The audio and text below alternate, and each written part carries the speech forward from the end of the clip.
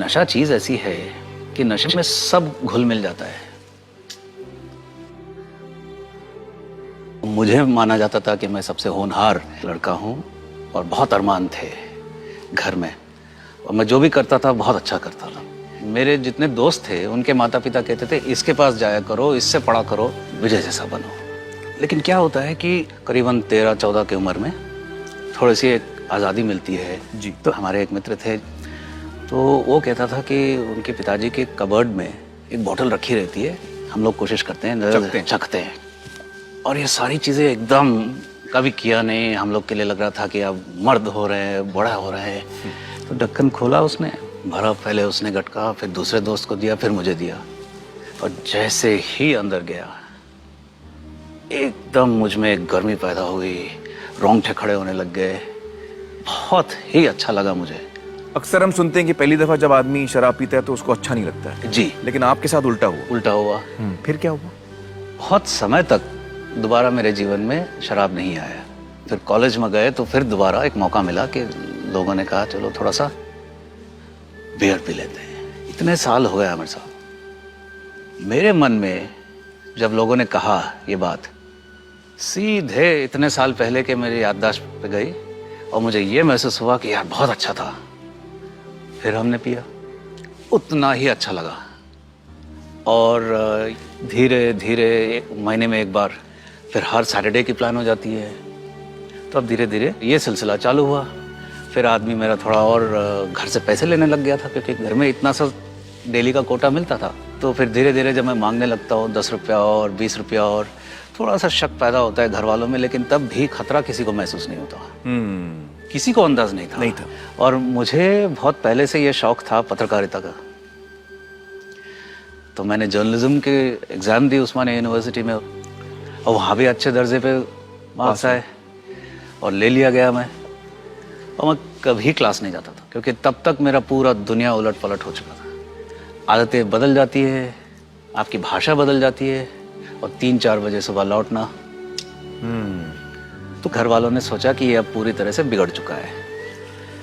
तो फिर घर वालों ने मुझे अल्टीमेटम दे दिया था। तो मैं भी अलग हटने लगा।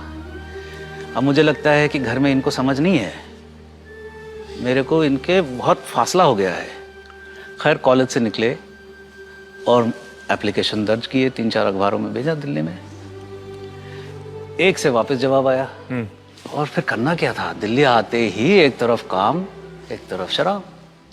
और दिल्ली में आप जाएंगे तो पत्रकार को एक शुरू में लोग प्रेस क्लब ले जाते हैं, और रुतबा और रौब जो है प्रेस क्लब का, वहाँ आदमी एकदम शहंशाह है। अब मेरा काम केवल अच्छा एक स्टोरी लिखना और सीधा प्रेस क्लब में जाना, क्योंकि प्रेस क्लब में तो मैं हीरो था।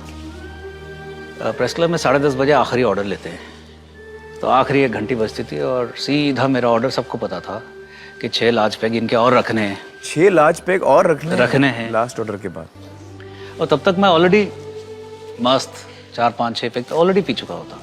लार्ज, जितना बड़ा मेरा स्टोरी करता था उतना ही मैं पीता था। आपका जो ये पीना बढ़ता गया, इससे आपके काम में असर नहीं पड़ा? 7:30 से पहले कभी नहीं गया दफ्तर। बाद में शाम के हाँ, होश ही आता था करीब 2-3 बजे दोपहर में, और फिर सीधे गए, क्योंकि उतना ही टाइम चाहिए मुझे जितना स्टोरी लिखने में, बस। और फिर प्रेस क्लब, सीधा प्रेस क्लब। फिर चीजें बदलने कब लगी आपके लिए?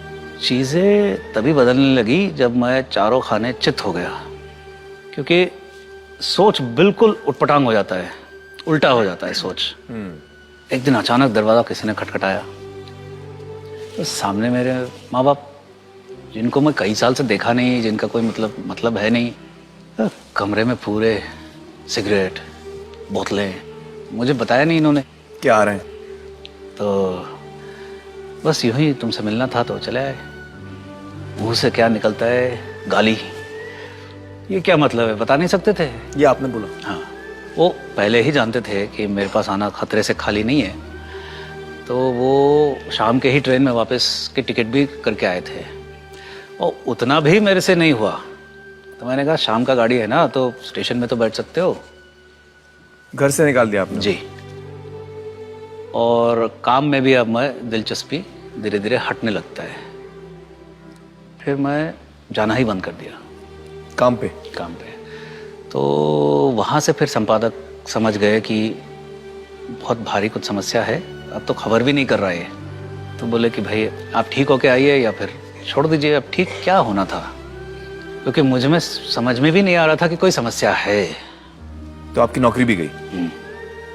इस दौरान मैं शायद घर 2 या 3 बार गया हूँ सिर्फ पैसे मांगने, और तब तक मेरा इतना बदनामी हो चुका था कि मेरे माता पिता जहाँ भी रहते थे पहले ही दरवान से क्या करते थे कि फलाना कोई आए और पूछे कि हमारा बेटा है, वो किसी को नहीं आने देना। कहने का मतलब ये था कि तब तक मेरा उनका पूरी तरह से दुश्मनी हो चुका था। इसमें आपको देखिए इज्जत कैसे खत्म हो जाती है, क्योंकि मेरे से डरते थे राजनीतिक दिल्ली से, क्योंकि उनको ये लगता था कि मेरे पास सारे खबर है, होता भी था। तो सीधा मैं उनको बता देता था कि मुझे इतना रुपये चाहिए। पैसे तो मिल जाते थे मुझे, मैं लेके निकल जाता था उनके घर से, लेकिन उसके बाद मैं फिर दोबारा मुझे उनके घर में एंट्री नहीं मिला। अजनबी लोगों से भी आपने पैसे लिए? मैंने शायद किसी को नहीं छोड़ा। नशा चीज ऐसी है कि नशे में सब घुल मिल जाता है, कुछ नहीं बचता। हर एक को रोक के, आप यकीन नहीं करेंगे, मैंने पुलिस वालों से पैसे लिए। घर में बाई से पैसे लेता था मैं, जो काम करने आती थी उससे मैंने उधार लिए। बहुत सारे ऐसे हुए नाटक जहां सलाम और जहां लोग डरते थे मेरे से और सब मेरे खबर पढ़ते इज्जत थे, करते थे, सब खत्म। और अभी किसी के नजरों में इज्जत नहीं ना। अब उस समय ऐसा आ गया लेकिन था, नशा अभी भी वही बरकरार है कि रोज आप नशा करेंगे? ज्यादा करते थे बल्कि, क्योंकि अब तब तक पीता था कि बेहोशी के आलम तक ना पहुंचो। मकान मालिक था, अब भाई वो भी परेशान कि 3-4 महीने से किराया नहीं आ रहा है। अब गाली गलौज निकलते हैं, जब गाली गलौज पे आ जाती है बात तो फिर हमें कटना पड़ता है। दिल्ली के ही सड़कों पर मैंने 9 महीने बिताए। दिल्ली के सड़कों पे 9 महीने बिताया? जी। खाना कैसे खाते थे आप? उस समय खाने से कोई मतलब नहीं है, मेरा खाना ही पीना था, खाना ही नशा था। इसका कारण भी है, क्योंकि इस स्तर पर जब एक इंसान पहुंच जाता है तो इसके सारे चीजें बंद हो जाते हैं शरीर के। आपका यूरिन पास नहीं होता, आपका पसीना बंद हो जाता है। तो अगर आप कुछ डाल रहे हैं अंदर तो वो निकलता नहीं है। उसके बाद मैंने खाना बंद कर दिया, नशा नहीं बंद किया। खासियत देखिए नशे का, एक इंसान नशा बंद नहीं किया, मुझे क्या लग रहा है, अरे समस्या तो खाना है। तो खैर नई दिल्ली के स्टेशन पे मैंने बहुत समय निकाल ली। तो रेल डिब्बे के टॉयलेट में ऐसी जगह है जहां धरती पर कोई और नहीं झांकता, सफाई के लिए भी नहीं आते, और वहीं आप जा सकते हो जहां मक्खी भी आने से डरे, क्योंकि वहां कोई आपके आसपास नहीं होगा और आप नशा चैन से कर सकते हैं। और वही अखबार बिछा के, जिसपे आप लिखते थे एकदम एक जमाने में, जिसमें आप पत्रकार थे, मतलब कहाँ आप एक दिग्गज पत्रकार जी और कहाँ आप सड़क पे पहुंच गए ये शराब की वजह से, उसके नशे की वजह से। जी, तो अल्टीमेटली आप इसमें से निकले कैसे? मैं निकलने वाला थोड़ा ही था। मैं तो ये सोचता था कि जबरदस्त नशे में निकलो इस दुनिया से। तो आपने सोच लिया था कि अब मैं ऐसे ही मरूंगा, मुझे इसमें से निकलना नहीं? असंभव था उस समय। तो फिर क्या बचा, जो किडनी बेचने के धंधा करते हैं। विचार आया, क्योंकि अच्छे विचार आते हैं नशेड़ी को, ऐसे ही विचार आते हैं। 1 लाख का सौदा भी करीब करीब मैंने कर लिया था, पूरा तैयार था मैं। अचानक मेरे मन में विचार आया कि भाई विजय, तू ऑपरेशन टेबल पे ही चल बसेगा। तो मैं रुक गया। अब पैसा नहीं मिल रहा, जान नहीं बचा, मरे जा रहा हूं, नशा नहीं हो रहा। आखिर में एक ही व्यक्ति था पूरे दिल्ली में जिससे मैंने पैसे नहीं लिए थे। तो मैं वहां पहुंचा, वो दूर से ही समझ गया, काला सा एक इंसान आ रहा है, बदबू आ रहा है। तो उसने कहा कि विजय, मैं तुम्हें 10 रुपया भी नहीं दूंगा। फिर वो बड़े सारे फ़ोन करने लगा। पता लगा कि वो कहीं अपने दोस्तों को फ़ोन कर रहा है ये जानने के लिए कि एक नशा मुक्ति केंद्र कहाँ है जहाँ पे इसको रखा जा सकता है। भर्ती करवा दिया नशा मुक्ति केंद्र में। तो अब अगले सुबह से फिर पागलपन चालू, नशा चाहिए।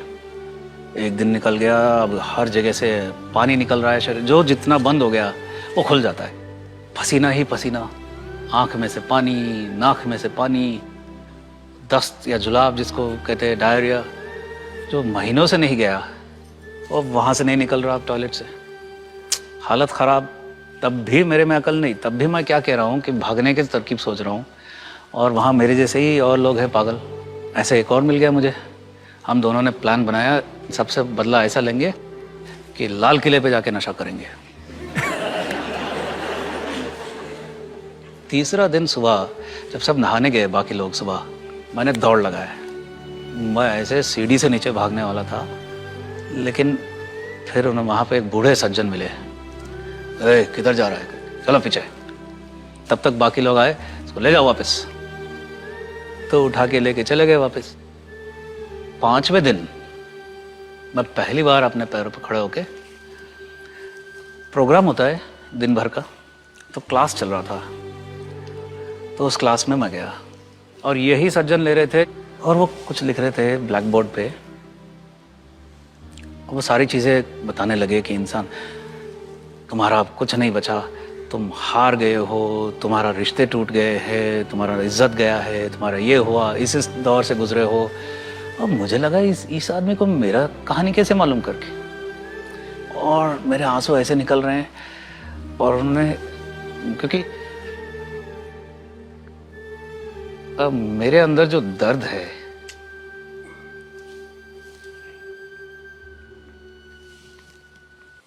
मतलब वो सारी चीजें जो कह रहे हैं वो आपको लग रहा है कि यार यही सारी मेरी सच्चाइयां हैं? जी, पहली बार जीवन में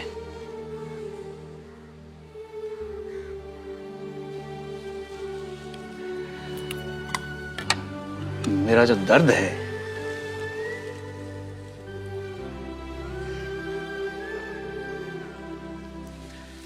वो कोई समझ पा रहा था। वो क्लास खत्म हुआ, मैं भागे भागे उनके पास गया। अरे how do you know about me करके। तो ये सेड, मैं तेरे बारे में नहीं बता रहा था, मैं शराबियत के बारे में बता रहा था, ये नशे के जो बीमारी है मैं उसके बारे में बता रहा था। अब मैं हैरान हो गया।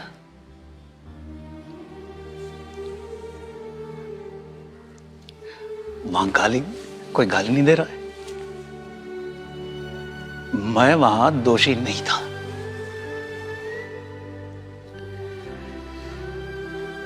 और ये बहुत बड़ी बात थी। तो वो पल से, उस घड़ी से मैं दोबारा मुड़ के नहीं देखा। शराबी अगर दोबारा जिंदगी में आना चाहे तो शरीर तो फिर भी ठीक हो जाएगा धीरे धीरे। सबसे मुश्किल काम भूल सुधार, जिसको लेखा जोखा बोलते हैं, नैतिक लेखा जोखा लेना पड़ता है जीवन का। आपने क्या ठेस पहुंचाया किसी को, औरों से आपको क्या ठेस पहुंची, कैसे आपने क्या किया, किसने आपके साथ क्या किया, उनको माफ करना पड़ता है और मुझे माफी मांगनी पड़ती है। तो आपने ये किया, मतलब हर इंसान से आपने माफी मांगी? अभी पूरा नहीं हुआ। मैंने जो घटना बताया आपको, आखिरी बार जब मैंने माता पिता से मिला और उनको घर से बेघर कर दिया, जाके स्टेशन में बैठो जब तक ट्रेन नहीं आता है, उसके 2 हफ्ते बाद मेरे पिताजी ने मुझे चिट्ठी लिखी। उन्होंने उसमें लिखा, अंग्रेजी में लिखा कि it is a curse to have you as a son. तुम्हारे जैसा बेटा होना एक श्राप है। मैं नहीं मिला उनसे दोबारा। उसके 1 महीने बाद मुझे खबर मिलता है कि उनका देहांत हो गया। मेरी माँ बची है, वो अलग रहती हैं, मैं अलग रहता हूँ। अभी भी मैंने उनसे भूल सुधार किया नहीं हूँ, वो कभी मेरे से बात नहीं करती है। अगर वो देख रही हैं तो मैं यही कहना चाहूँगा कि अब मैं समझ गया हूँ। तो ऐसे और बहुत है। कितने साल हो गए आपको इसमें से निकलकर? 10 साल। 10 साल हो गए आपको इसमें से निकलकर।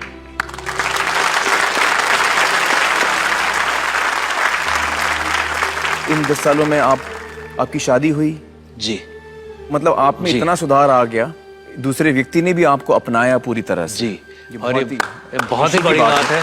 बहुत ही खुशी की बात है। वो आज मौजूद हैं हमारे साथ। मुझे बताइए कि वो बुजुर्ग जिन्होंने आपकी मदद की थी, क्या उनका नाम क्या है? ऑस्वल्ड पेरेरा, और उन्होंने 10,000 लोगों को नया जीवन दान दिया है। वाह, इस क्षेत्र में माने जाते हैं। जी जी जी जी। पेरेरा साहब, अगर आप ये प्रोग्राम इस वक्त देख रहे हैं तो हमारे तरफ से सलाम कबूल कीजिए।